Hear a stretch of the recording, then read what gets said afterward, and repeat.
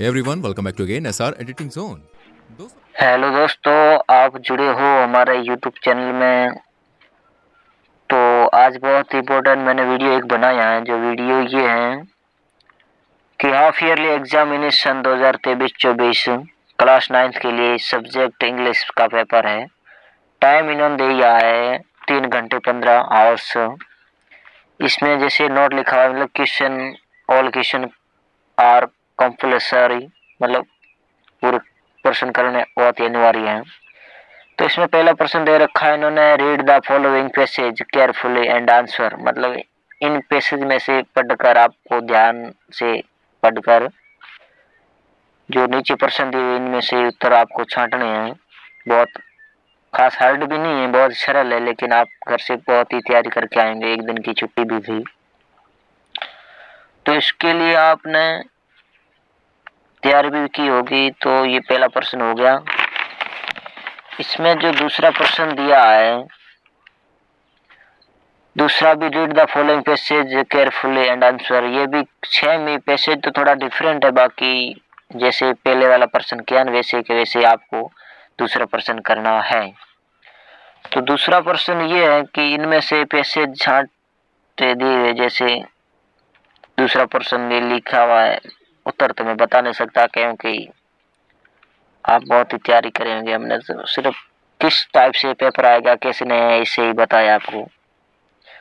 और तीसरा प्रश्न है, इमेंस यू आर अभिषेक यानिस are living in Ramesh Jodhpur. Ramesh Jodhpur.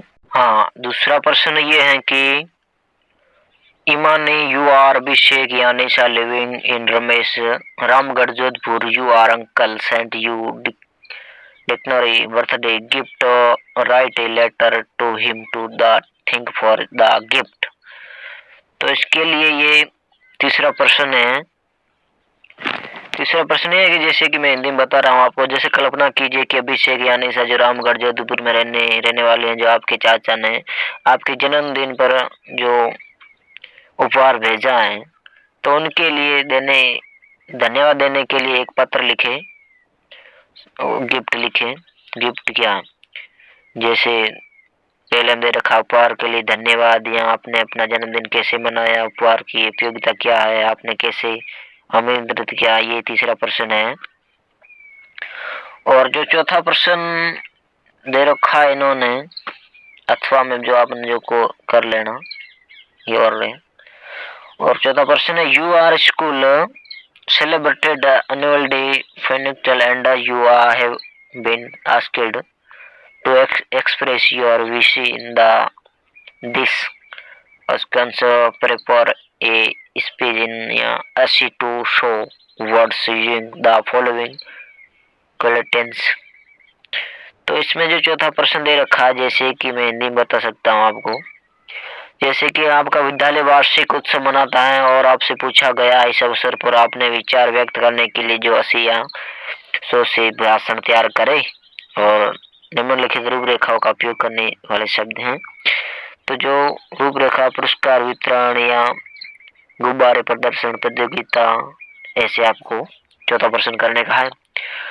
और पांचवा प्रश्न है, suppose you are Mahesh a customer, you went to open an account in the bank, write in emergency और declarative below believe in you and the bank manager विवेश good morning. हाँ, तो पांचवा प्रश्न ये है सर कि मान लीजिए आप महेश हैं, एक ग्राहक है और बैंक में खाता खोलना चाहते हैं। आपके और बैंक मैनेजर के बीच एक काल्पनिक संवाद लिखिए। इसमें जो बैंक वाला क्या कह रहा है और आप क्या कह रहे हो, उनमें बीच जो आपके बीच जो संवाद हो रहा है वो संवाद लिखना है। बहुत ही अच्छा क्वेश्चन है पांचवा। और छठा प्रश्न हम देखेंगे। हाँ, छठा प्रश्न ये है।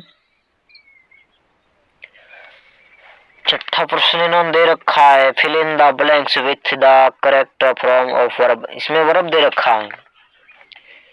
इसमें वर्ब यानी क्रिया के रूप में रिक्त स्थान भरने हैं, जो सूर्य, पश्चिम, ऐसे दे रखे हैं।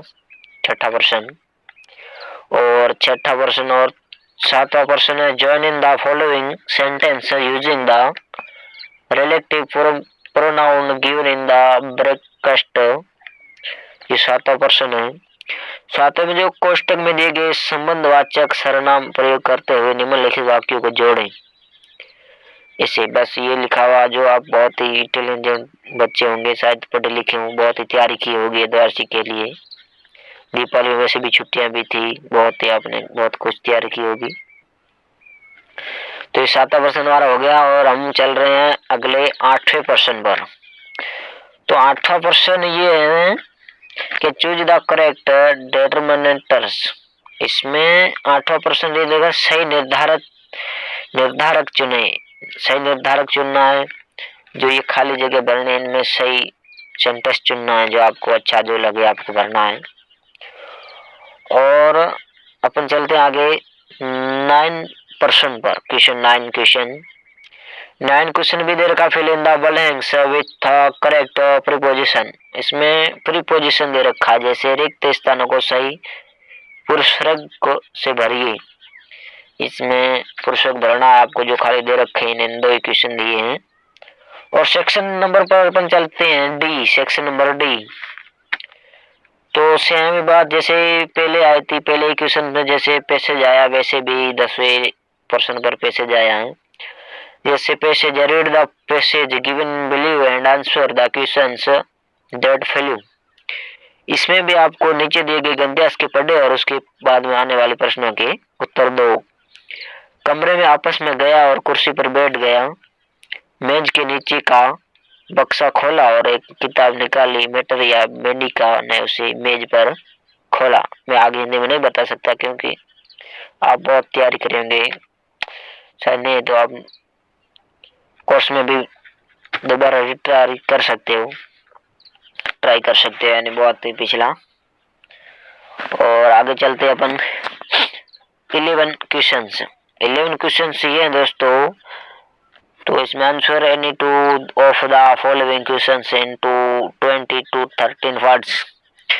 इसमें ये लिखे निम्नलिखित में हिंदी दो प्रश्नों के उत्तर दीजिए। 20 से 30 शब्दों में देना है आपको। हाँ, तो ये प्रश्न ये है। और अपन चलते हैं अगले 12 क्वेश्चन से। Answer any one question say about 80 words. इसमें आपको 80 वर्ड्स 80 शब्दों में लिखने हैं। 80 वर्ड्स, किसी एक का उत्तर लगभग सही शब्दों में देना, 80 वर्ड्स में देना है। तो मैं भी दोस्तों पहली बार इस यूट्यूब में चैनल में आया हूँ, कुछ गलती हो तो क्षमा करें। और मैं पीडीएफ पे जो मैं डिस्क्रिप्शन लिंक दे रहा हूँ, उस लिंक के माध्यम से आप डाउनलोड कर सकते हो। और हम चलते हैं अगले प्रश्न पर।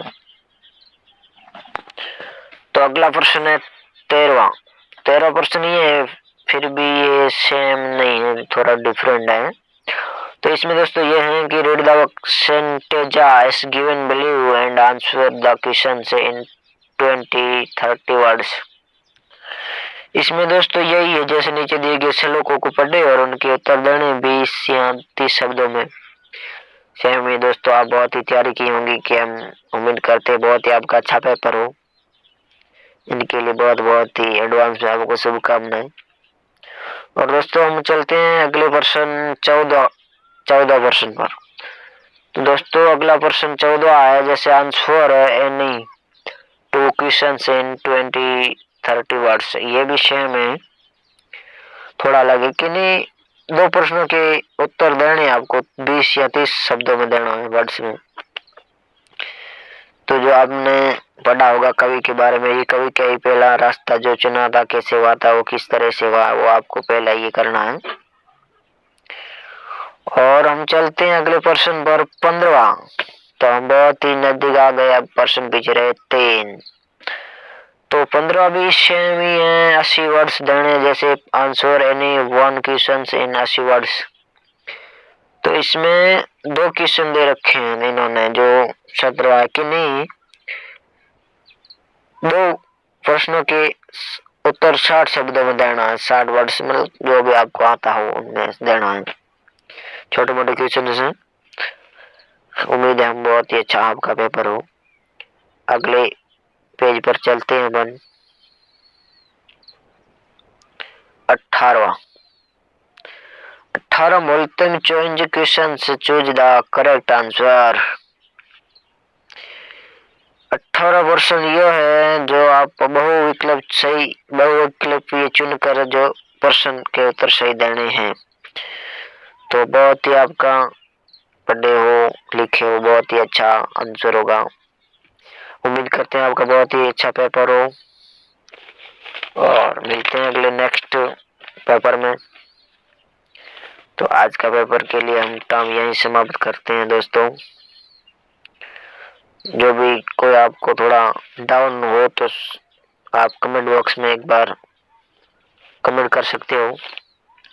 इनके जय हिंद।